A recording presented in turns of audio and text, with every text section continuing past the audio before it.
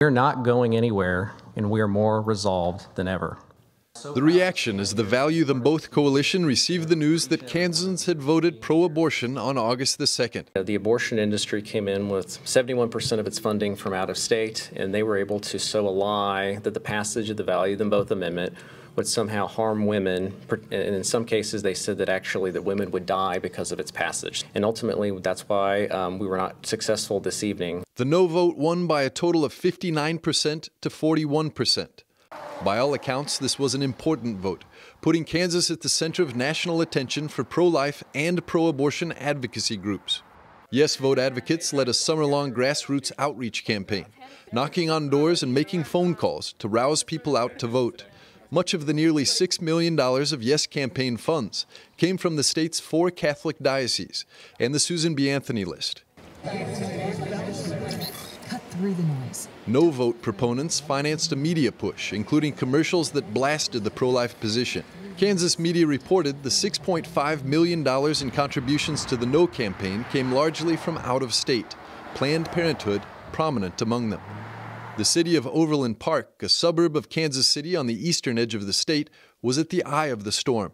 Overland Park is in Johnson County, the wealthiest and most populous of all the counties in Kansas. It's also deeply divided over pro-life and pro-abortion positions. It's also the home to this Catholic church, the Church of the Ascension, which was vandalized after Roe v. Wade was overturned. These people were very passionate about this amendment vote. Voters like those here at the polling station at Overland Park's Arts and Heritage Museum.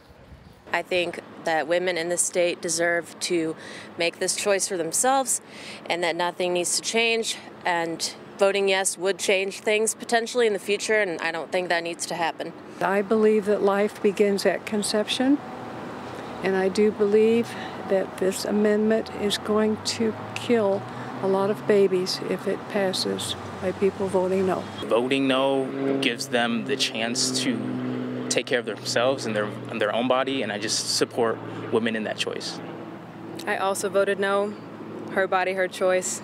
Yeah. It's pro-choice till I die, truly. Till I die. Yeah. I feel very strongly that the Supreme Court did the right thing in forcing the states to make this decision, because it's a very personal decision. Women should be afforded the choice to, make medical decisions for themselves and not, have to involve the state or religion or religious groups or anybody, really. I mean, it's a personal decision, so I voted no. I voted yes on the amendment because I think basically the right to life is at stake.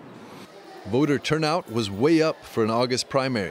The Kansas Secretary of State reported nearly 50% of Kansas voters voted. Traditionally, August votes in Kansas average just half that. Inside Overland Park's Fiorella Events Center, proponents of the yes vote gathered for this watch party. Initially a festive atmosphere Tuesday evening as the votes rolled in. Many of these people spent the last weeks, months, and even years preparing for this. There was hope that the yes vote would take the day. Whatever happens here tonight, hopefully it's going to be an encouragement or a testament to the rest of the country. The exciting thing is that women are going to be protected from an industry that sometimes doesn't care much about them. This is probably the most important vote that Kansans will cast. Kansans, certainly of this generation, will cast in our lifetime.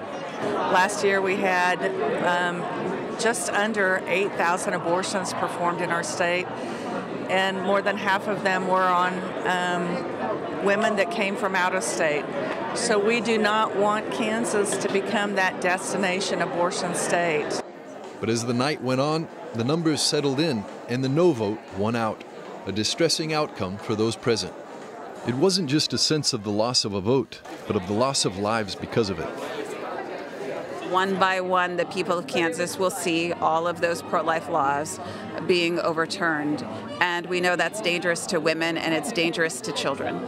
It'll show, again, as time has shown, that the abortion industry will say and do whatever it takes to win.